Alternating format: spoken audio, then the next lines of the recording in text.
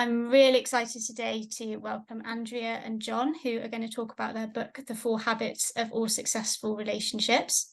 And in a slight change of format, I'm going to be moderating the conversation today. So Andrea and Jonathan are authorities on the subjects of relationships, marriages, and improving social health in companies and communities. They've had numerous public speaking engagements, TV and radio appearances, and press articles to their credit. John and Andrea have first-hand experience of the inevitable relationship challenges of high-stress careers and the pressures of living and working together 24/7.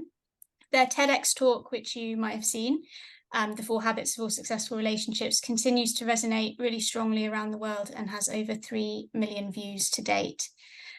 So thank you for joining us, Andrea and John. This is... I think this is the first one we've done with 2 speakers, but I think in this case it would be impossible to have done this with just one of you and still get the point across. So I think it would be nice to start if we get to learn a bit more about you, how you both met, how you got into the work you do, and what it's like working together. So over to you.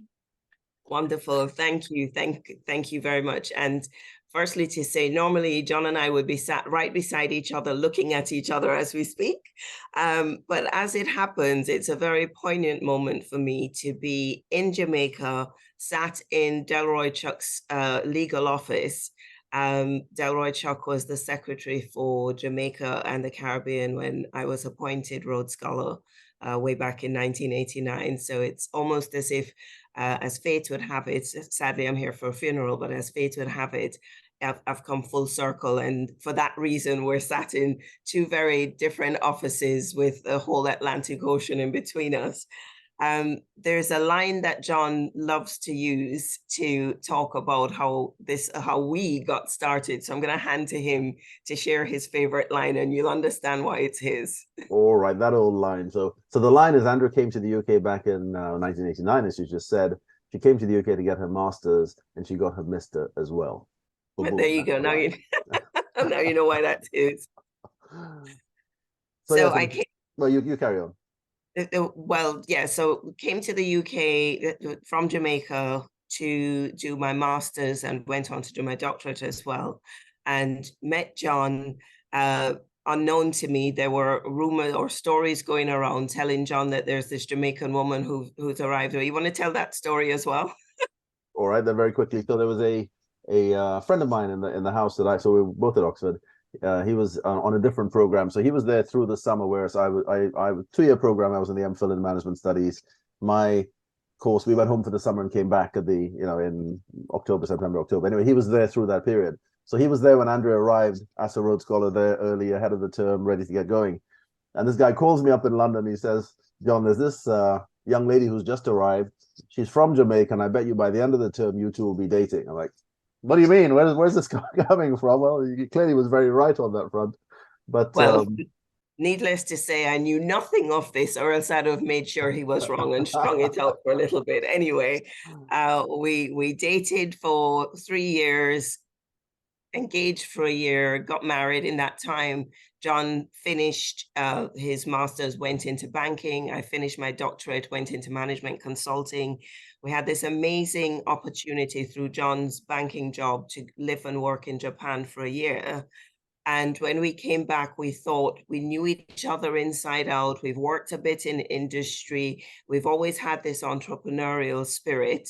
Let's start a business together. How hard could it be? And then those became the famous last words and also the catalyst for the work that we've been doing in relationships, because it's like we ended up with a different person in the office. You know, we have very different work styles, very different approaches. We grated against each other, spent a lot of energy doing things wrong, trying to get each other to be like us. It was a bad place. It was a frightening place, actually.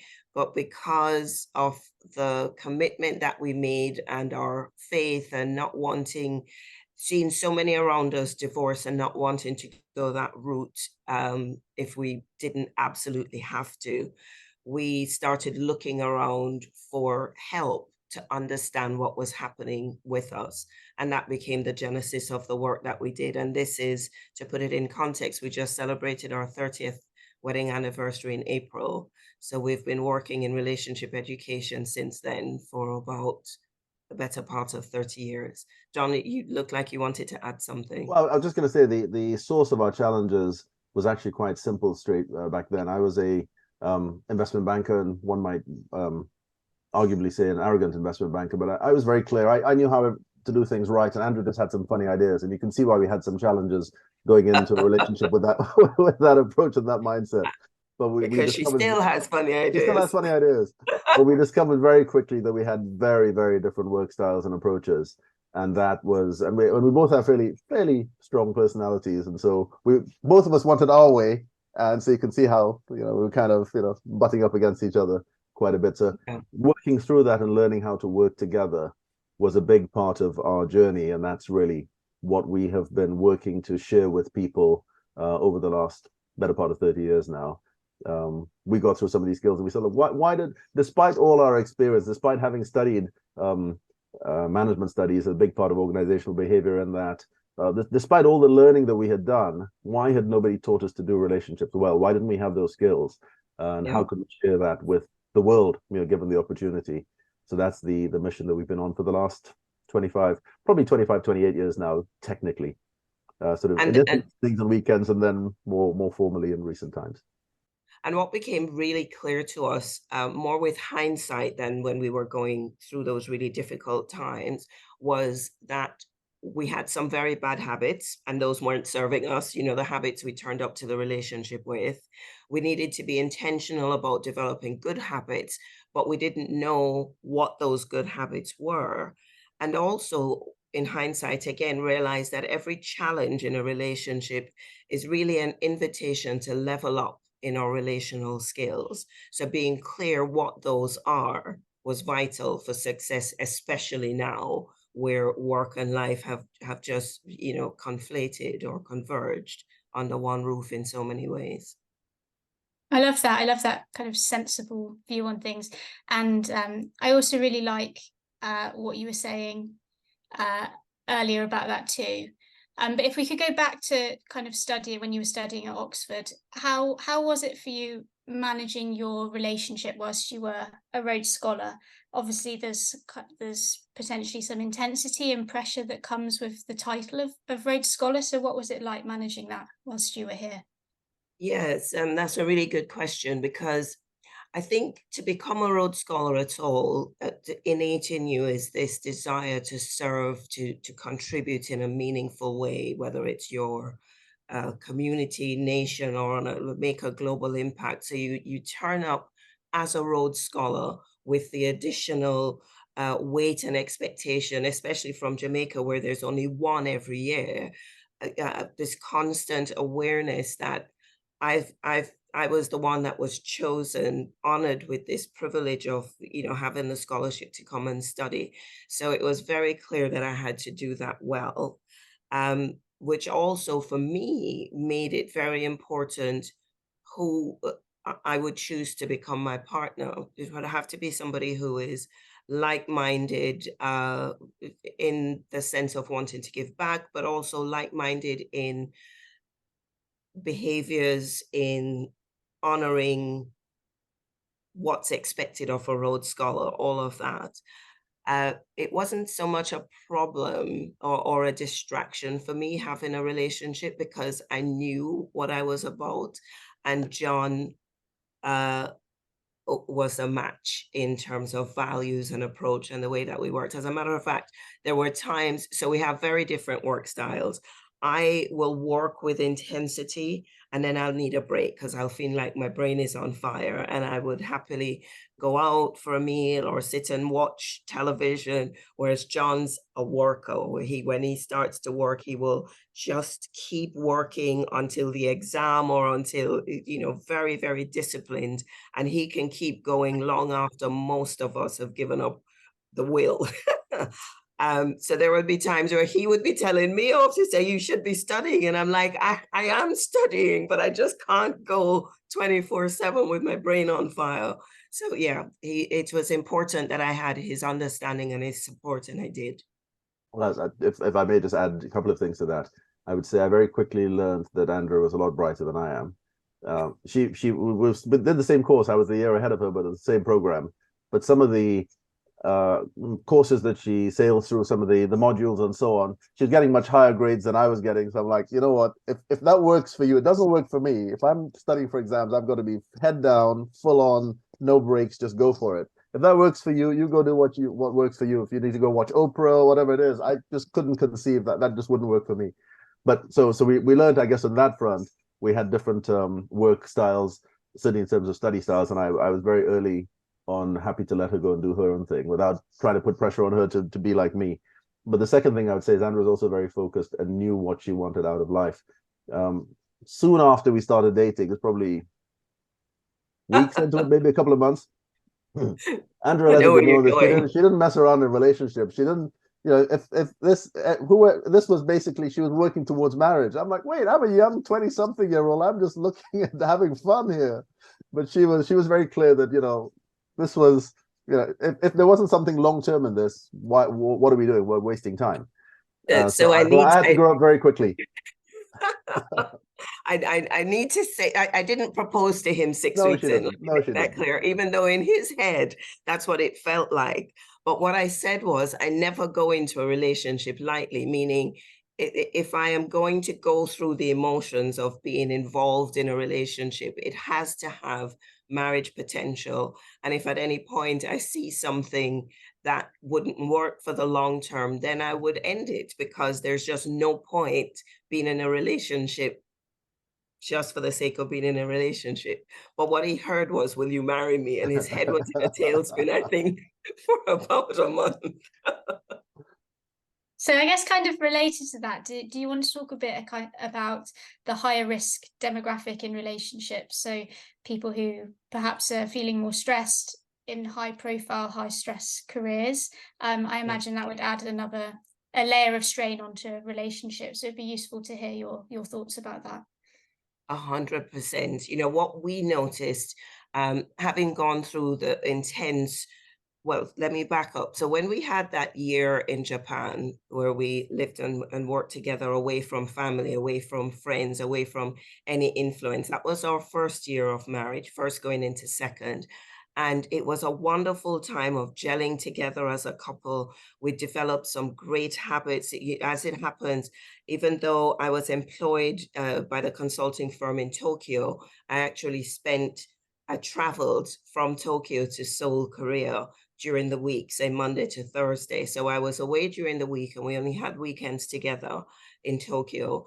And we developed great disciplines around defending, for example, Saturday. That was our day. We didn't go out anywhere. We didn't have any errands to run. We just spent that time reconnecting, investing in our relationship, just spending time with each other, since most of the week I was away. On a Sunday, we would go to church. That's when we would go out to lunch with other friends or do our supermarket shopping. That was our out day. Saturday was our day at home. So we had developed a great friendship, a great foundation to the relationship.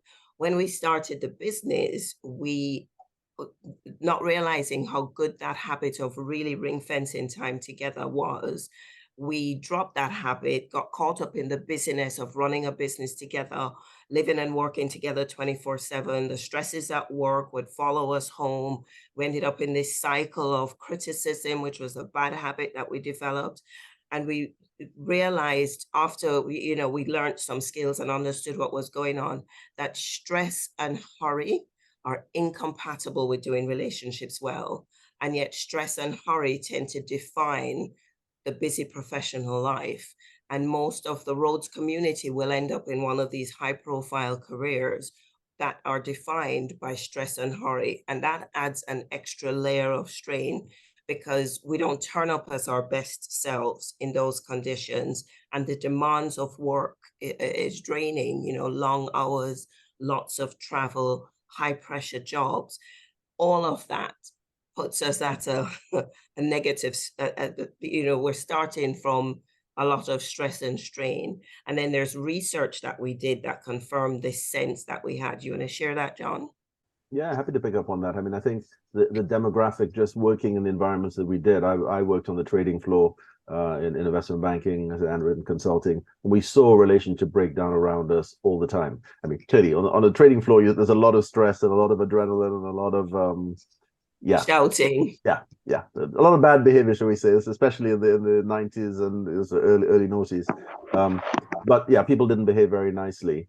But so that was in a work environment, but relationship breakdown on a domestic front was also, I sensed it around me just from friends and colleagues. I could see lots and lots of people going through relationship breakdown. So our sense was that in these kinds of environments, it felt like it was higher than outside, in outside environments. So when we started doing this full time, we thought, let's see what research we could do. And we were very fortunate. We had one of the law firms, Howard Kennedy, got on board with this. And we had a couple of think tanks, the Marriage Foundation and the Relationship Foundation here in the UK, all got on board. And we said, look, let's look at relationship breakdown in the city. What does it look like? And we wanted to look at a demographic of reasonably high earners, the sort of the demographic that was around us. So we're not looking at the super wealthy. We're not looking at, I guess, footballers or pop stars or what have you. That demographic has been looked at, and we recognize the relationship breakdown rate in that demographic is actually very high. And also, there's a lot of work that's been done looking at the people, lower income families, etc. But not really much study had been done in this demographic of. We said let's look at the demographic of 100,000 and above, and that could be. It could be a couple, it was household incomes of 100,000 above. So you could have a couple on 50,000 each. So it was actually quite a wide spectrum. You could have lots of lawyers, accountants, doctors, engineers, architects, a whole lot of people, professionals would fall into that demographic. Or it could be somebody earning 100,000 and a caregiver at home looking after the children or what have you. But that was a demographic we went after. And as a benchmark, we said, let's also do an omnibus survey, sort of nationwide, to see what the comparison would look like. And we knew the number was going to be higher. We felt it, we sensed it. We didn't think it was going to be as dramatic as it turned out to be. But the results came back showing that the demographic that we looked at, households of 100,000 and above, were 3.5 times more likely to have significant relationship breakdown at home than the national average. And we thought, oh my goodness, that's what we've been seeing and feeling around us. So the sense that we took away from that was, going into this kind of environment, in a high pressure work environment, the chances are your domestic relationship is not going the journey with you. It's a stark thing. So nobody's saying don't go into those. Ridiculous to say don't take the careers, don't take the jobs, don't do that. But we think as a responsible employer and a responsible individual, what you should be doing is saying, actually, I recognize that going into this kind of environment, the odds are against me succeeding in my domestic relationships. What can I as an individual do to up my game, get the skills to make this thing succeed? And as a responsible employer, how can we be equipping our people with the skills to help them on this journey? When we set up in business first together, there was a consulting partner who just retired, who was former partner at one of the big 5 consulting firms. And he said, when I made partner, they put us on something called the Partner Survival Program, which the clue's in the name. How do you survive the partnership? Doesn't sound so good. But anyway, they said they taught them good nutrition looks like, good hydration, what color your urine should be if you're properly hydrated, good finances, all sorts of things. But they didn't teach us anything about relationships. Actually, when he looked back, he said he knew that the HR department knew that the divorce rate amongst the partnership was 60 to 70%. They knew that. They had the stats. He said, why aren't they giving people the skills here to make sure that they want to succeed in life and succeed in their careers, but they want to keep the other half, what matters most to them ultimately, how can you keep that on side? And so we've been on this mission to say, how do we equip people with the skills, yes, to do relationships well in the workplace, but also how do you keep everything going well? How do you keep people thriving? So because the relationships at home are fundamentally important to them. How do you keep those relationships on side? Of course, we're not going to fix the world and fix everything, but at least give people their best shot at making sure those relationships go the distance with them. But that's what we realized when we looked around. So we're talking about 7 years ago, 2016, when I guess we both got to the good old age of 50 and looked at each other and 40, had that 40. discussion and talked about, you know, what do you want your life to count for? And we realized that relationship education has been our passion over the years. Even when we worked and did other things, we always did something to do with relationship education, evenings, weekends. We ran conferences on the weekends. We ran home groups. We just wanted to get the message out there.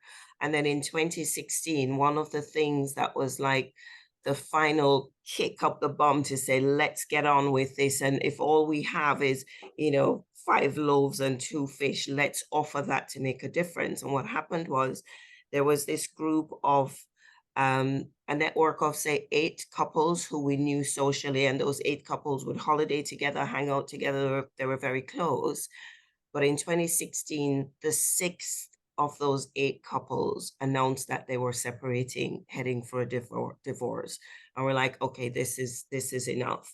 If all we have to offer is what we've learned and what we've been able to do with it, then we will bring that to make a difference, because we felt that a lot of relationships were falling apart for lack of knowledge, not because there were bad people involved and they needed to separate.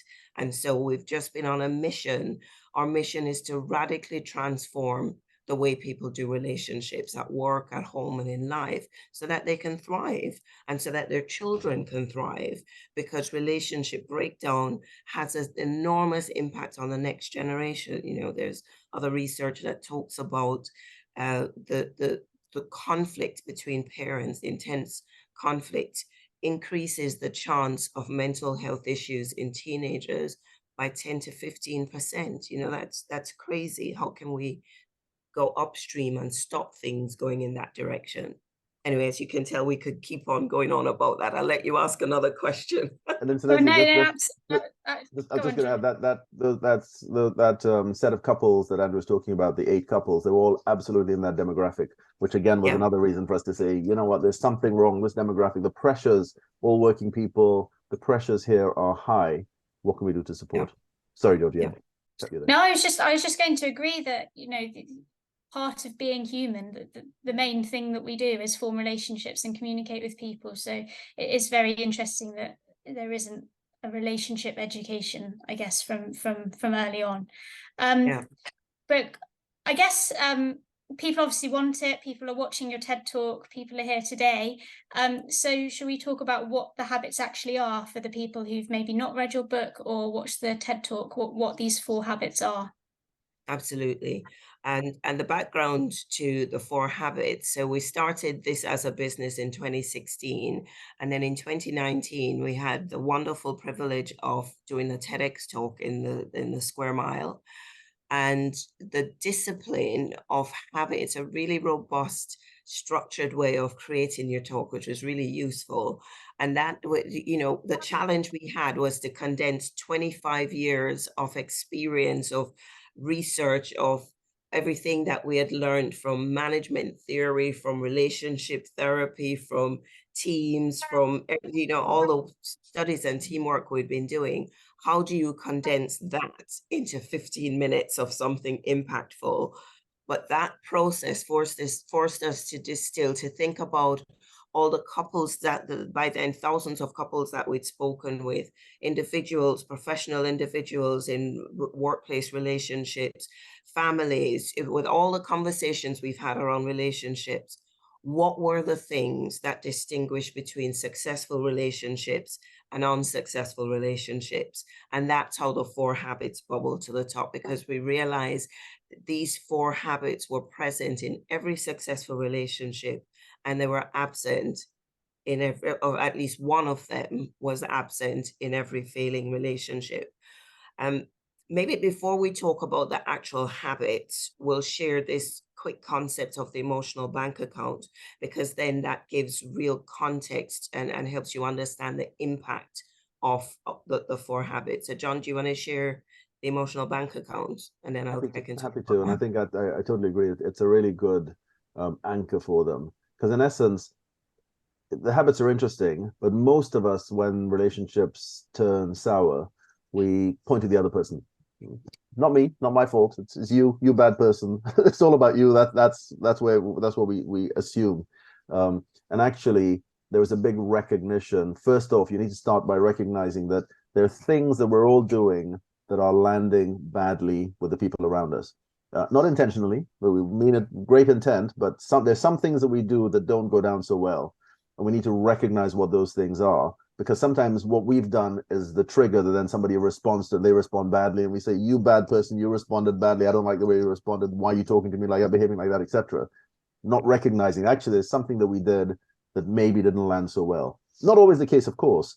Sometimes it does happen from their side, but you can't change other people, you can only change yourself. So first thing to do is really start by recognizing what are some of the things that you're doing that are coming across and landing badly. There's this concept of the emotional bank account that Andrea mentioned, which is we all have emotional bank accounts. You meet somebody, you set one up with them subconsciously, of course. You don't do this in writing it down or noting it. But thereafter, every interaction you have with that person is a transaction into or out of that account. If it lands positively, it's a deposit into the account. It's a cha-ching. If it lands badly, it's a withdrawal. It's a sort of sucking a bit of life out of the account.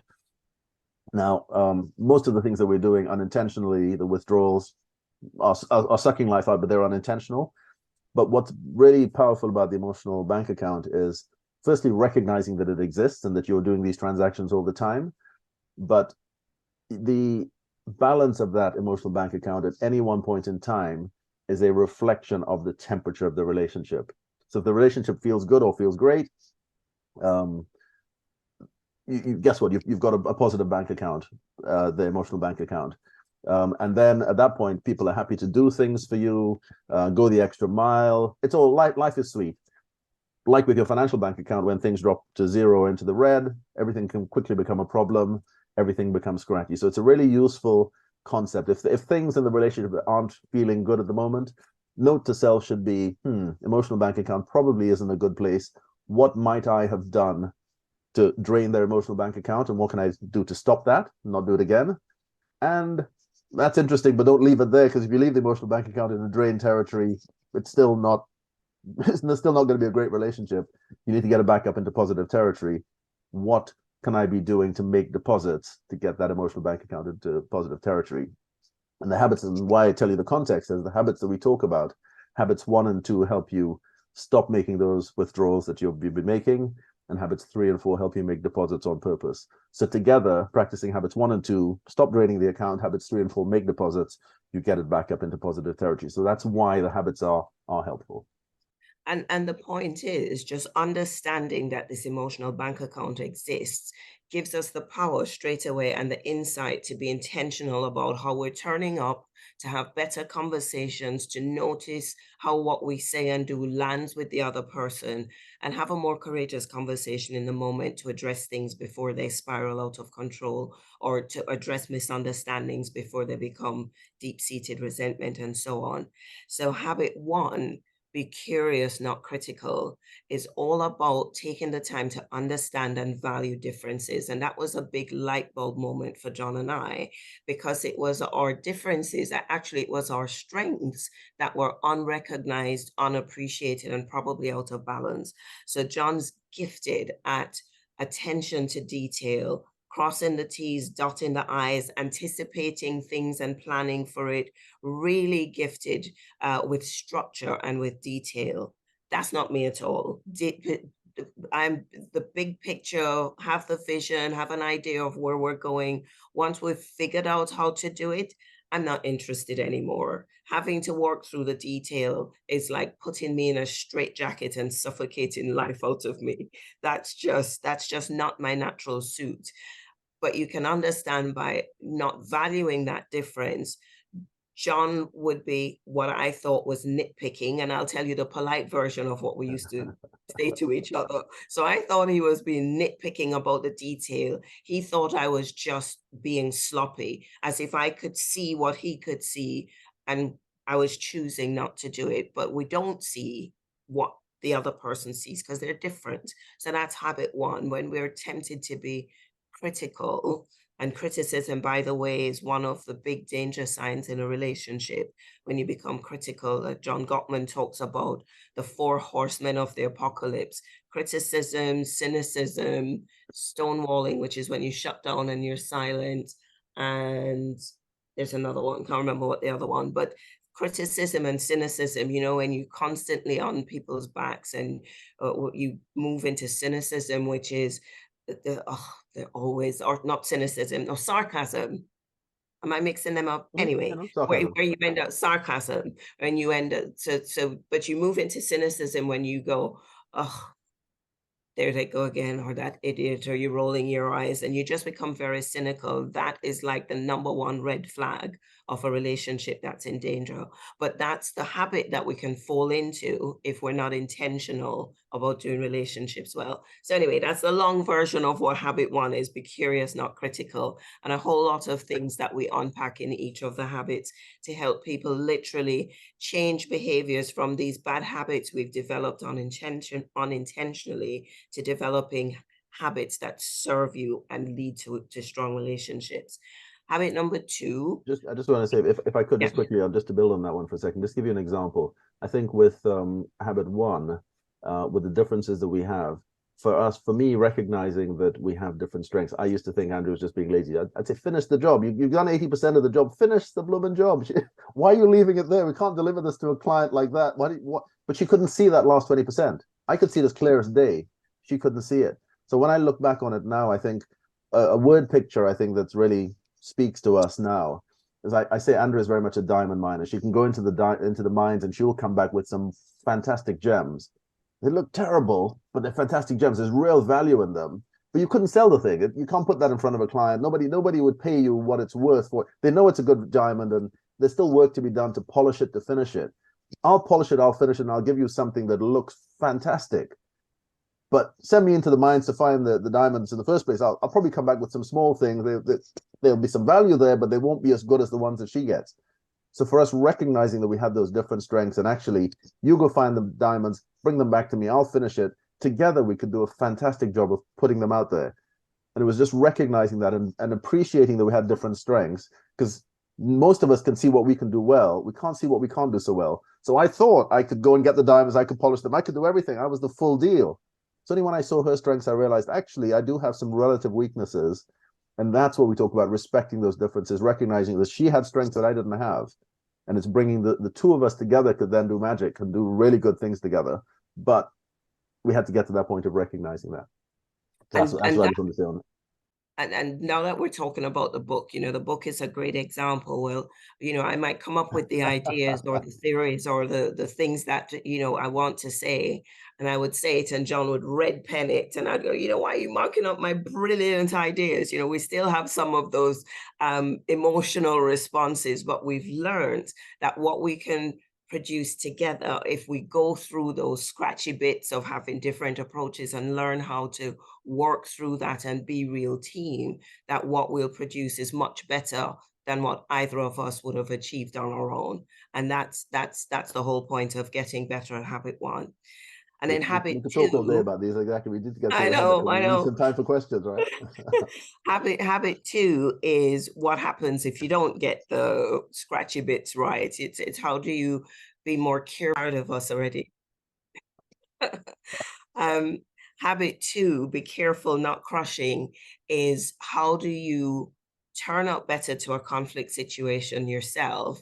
How do you have a better conversation, and how do you get a better outcome without damaging the relationship, without having those behaviors that really tear at each other, instead of having a constructive conversation that strengthens the relationship? So that's the whole area of how do we learn to manage conflict, to understand what's happening in our brain in a conflict situation, that we naturally want to be in fight or flight mode. We're very defensive or very self-protecting. How do we push past that to have a better response and a better conversation and listen better and so on, to strengthen rather than damage the relationship through conflict?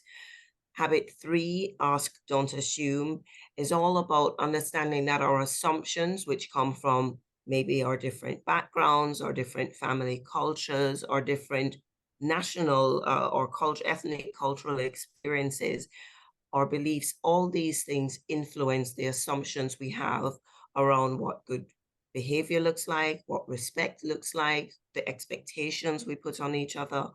And when assumptions are different, trust can be broken.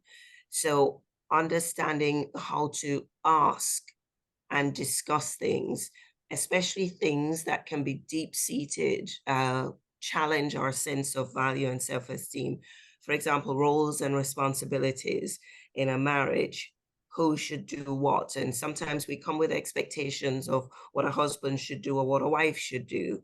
And you end up with these roles, and then if life changes and the roles become overwhelming and you can't discuss it, there's that strain, but also a no-go area in the relationship where resentment can build because we don't have the skills to talk with courage about deep-seated assumptions and how that influences the expectations we have of each other.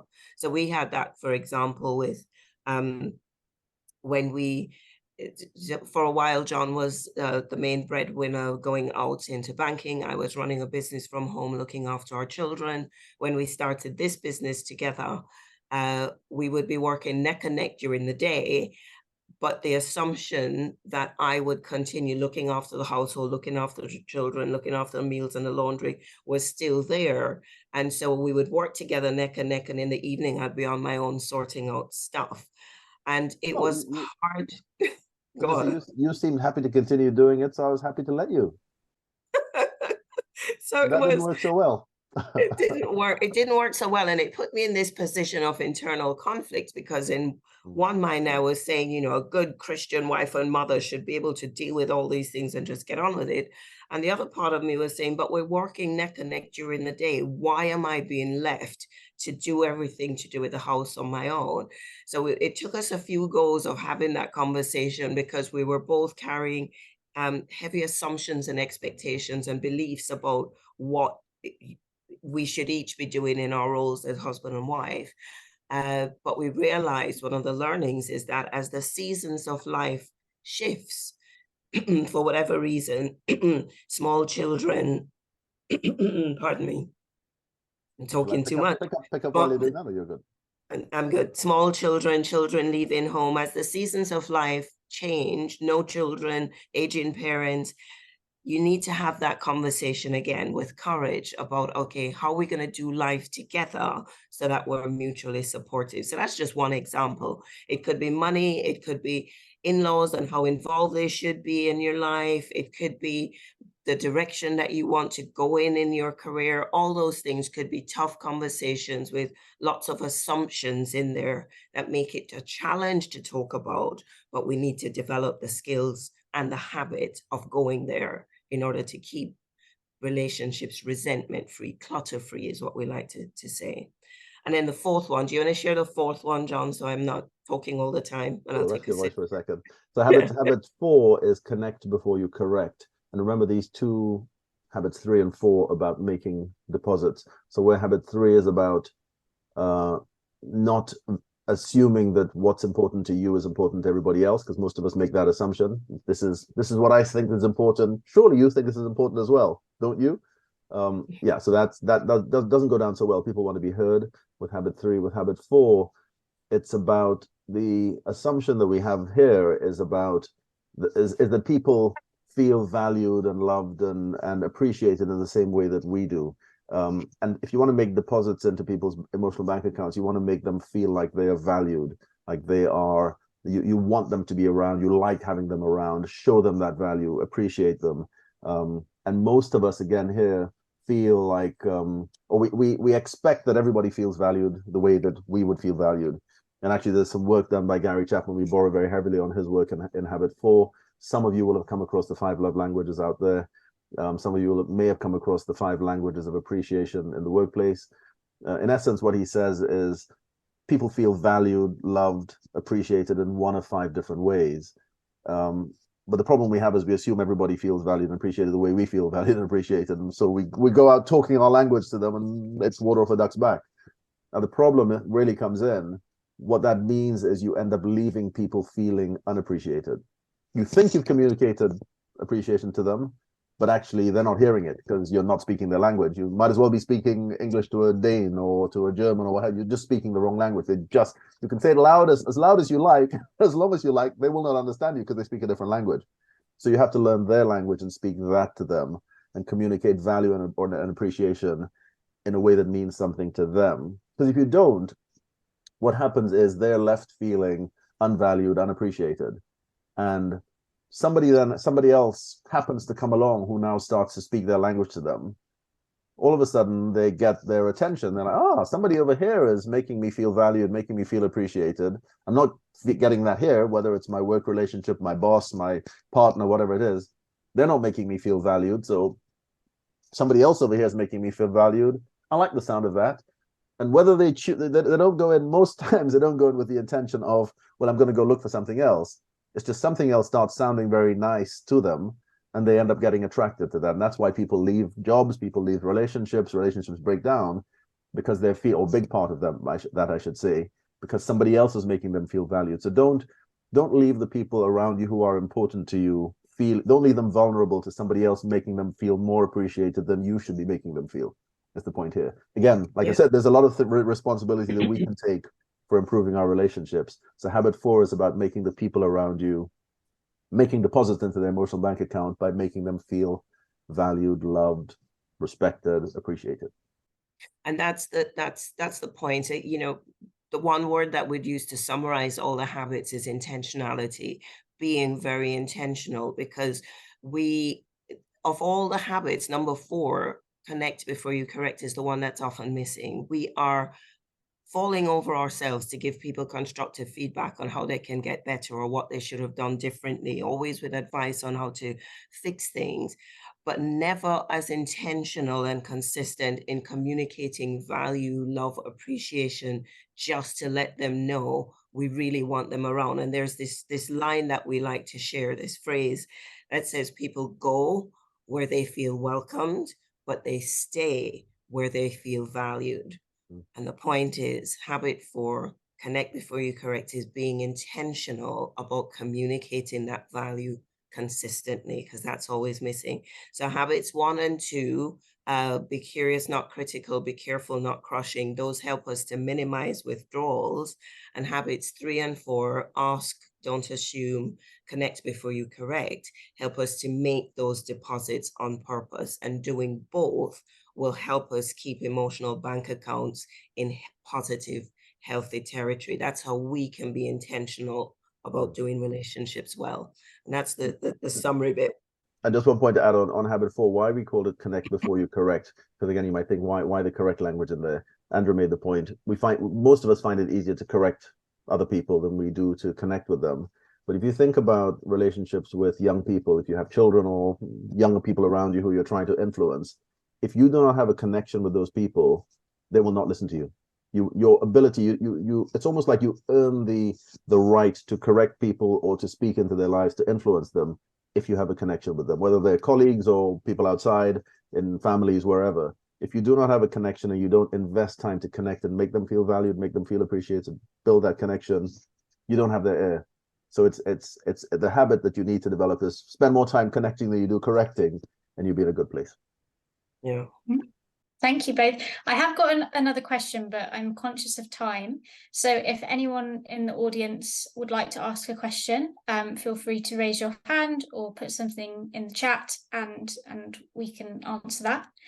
But whilst you're thinking of those questions, Alison has got a question. Fascinating conversation. Thank you for spending some time with us today. As you were speaking, I was reflecting, well, both on personal life, but also work life, and the metaphor of the emotional bank account. Remember having read, I don't know if it's actual research, but you would certainly know, the units into our bank account and the units out of our bank account don't weigh the same. Remember having read that we hold on either because of the way our brains function, we pay much more attention to the negative. It's much heavier.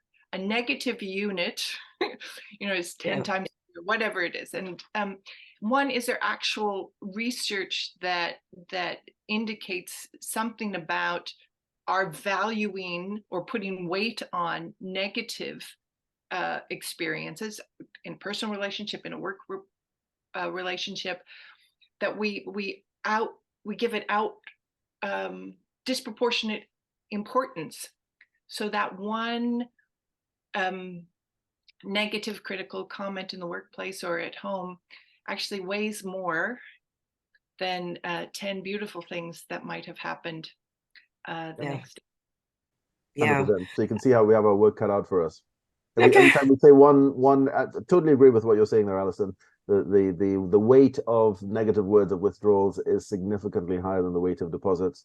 So we just got to make 10 times as many deposits as we are making these unintentional withdrawals. So that's why we start by saying habits number 1 and 2 will help you firstly identify where you're landing badly, where you're making those withdrawals.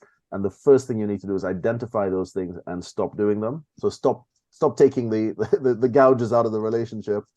But then what are 10 things that I need to do to fill this thing up? So clearly, if you stop making the deposits, then you don't need to make stop making the withdrawals, right? You don't need to make as many deposits. But totally to your point, there's more that we need to do on the deposit side than withdrawals. So when we do the programs that we run for people to help build the habits, there's an exercise we give them, which is write down things which are generally deposits and withdrawals in your life. And we say, look, a lower ratio than 1 to 10, but we say put 3 withdrawals down there, but put what a whole long list of deposits, because we're going to need more of those to make up for the deposits for the withdrawals rather in there. Andrew, you want to add anything there?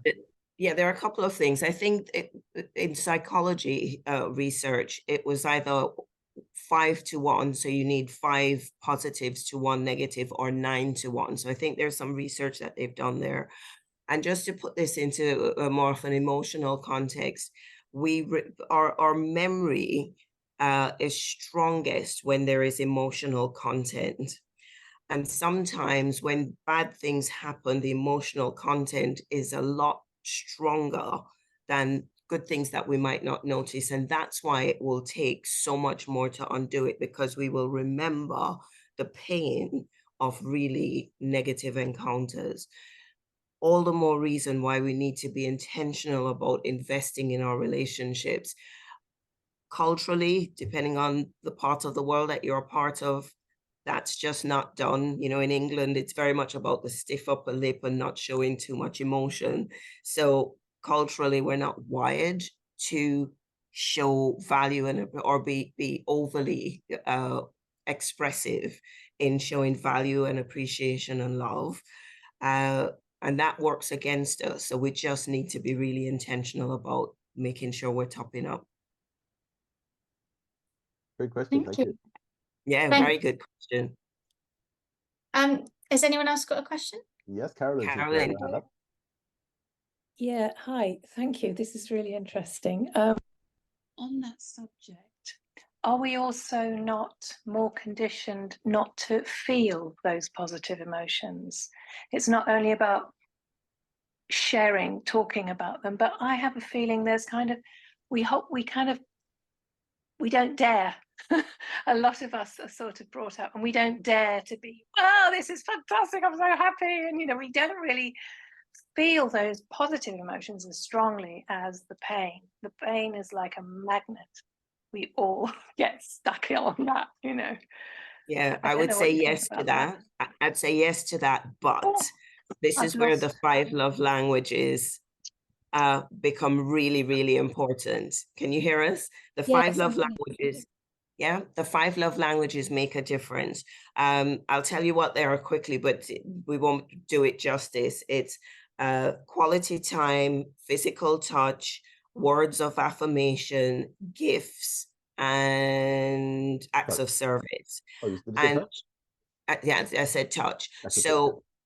as John said earlier, sometimes we don't feel the positive emotion of what's done, because people aren't speaking our language. So I could, if you're not a words of affirmation person, like John isn't, so I'll use him as an example. I'm very much words of affirmation. You know, you tell me you look beautiful, thank you so much, you're amazing. That's like wind beneath my wings. If I say that, and more than that, she'll ask you, why? Tell me, why do you say so? She's basically yeah, just keep it going, give keep me it more. going. Give me more. Whereas for John, he feels patronized. He feels like, you know, what do you want from me if I am using words to him? And that was a misunderstanding. There's so many misunderstandings we've had, which is why we've, you know, learned so much and written the book, because we've gotten it wrong so many times. Holding his hand, you know, in public, for him, that was a no-no. For me, it felt like rejection, because touch is another love language. So sometimes we miss each other emotionally by trying to show love or communicate value in a way that isn't the other person's language. But if you get it right, gosh, that is like a mega deposit for very little effort. Right. So it's And that's about what we matching. It's understand. about matching makes the emotion stronger. Absolutely. If Yeah. you speak their Exactly. language, they will understand you. If you're, I mean, you're relating to somebody who is a touch person, for example, and you give them a big warm hug, that for them speaks volumes. Yeah. But for me, it's like, it's interesting, but it's not my language. So yeah, it's nice, but no. But some people, it's a definite no. Why are you doing this to me, kind of a thing. Yeah. So you can get it Yeah, wrong. get If you out speak of the my wrong space. language, you speak the wrong language, you end up alienating them. You think, I was only trying to show you appreciation or value, but if it's not their Doesn't language, work. you end up, it can be a negative. But you speak the And right the language, big you will make a huge deposit. And the big clue to knowing which language is to observe what they do, especially with kids. They will tell you their love language in neon signs.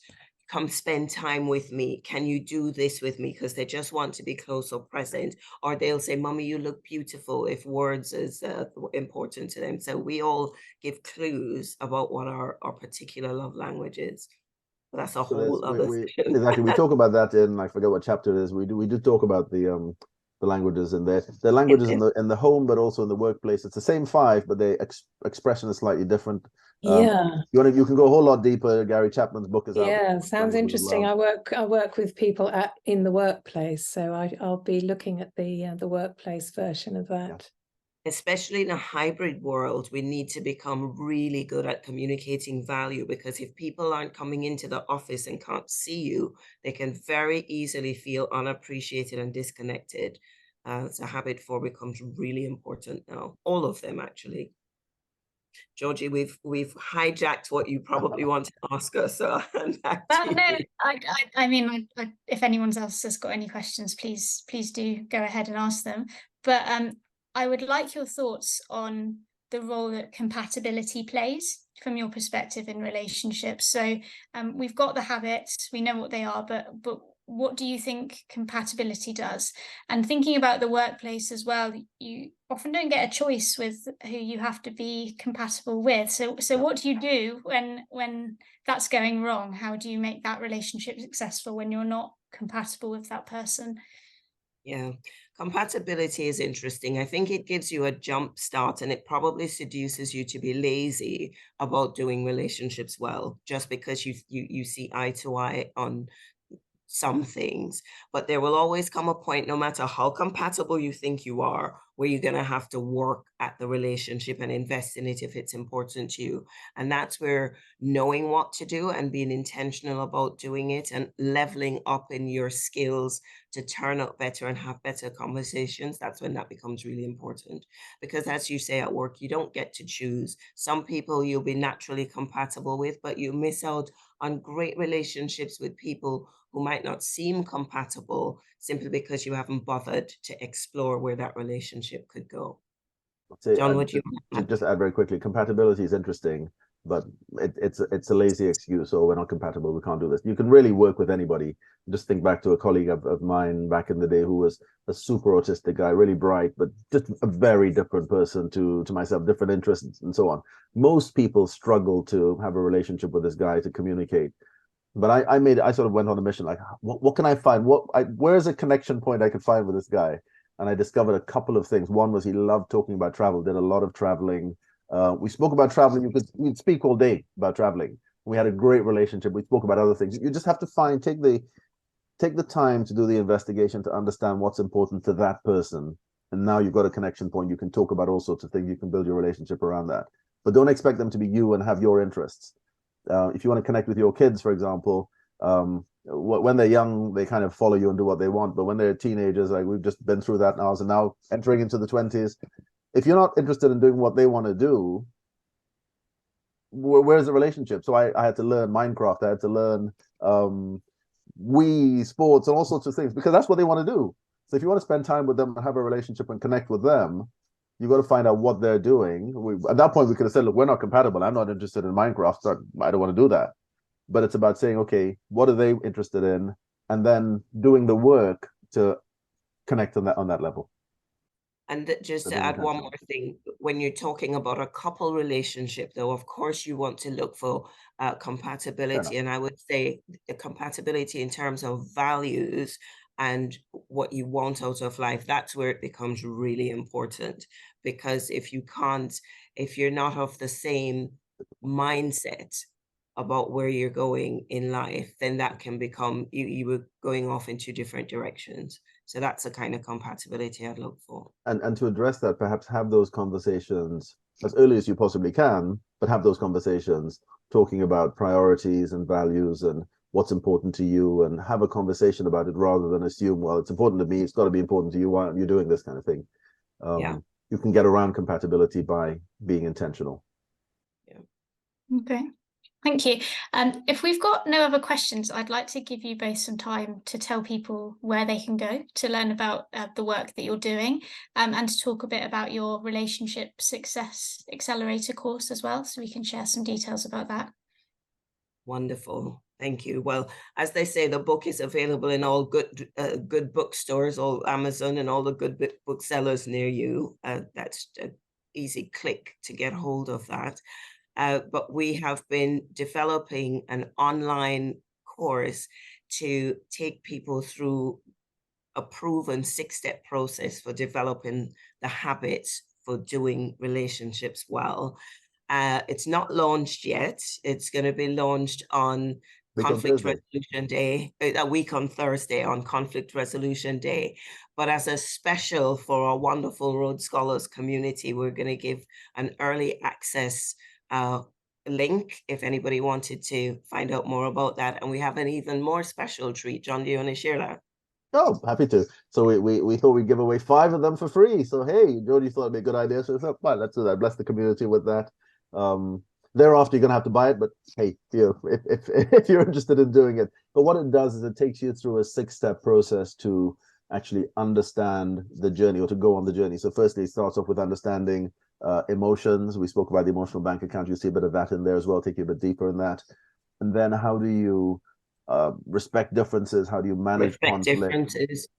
Manage conflict. How do you unpack assumptions? How do you clarify priorities? And how do you show appreciation? So those are the 6 steps that we take you on. And in all of that, it's about building the habits in very practical ways. It's an online program with videos of Andrea's wonderful face and me in the background somewhere, but just sharing some of these principles and the equipping and giving you assignments that will help you practice things, gives you various downloads, various things to do to help build the skills, to build the muscle, build the habits, to make it part of your experience so that you turn up better, have better conversations, and therefore achieve better outcomes.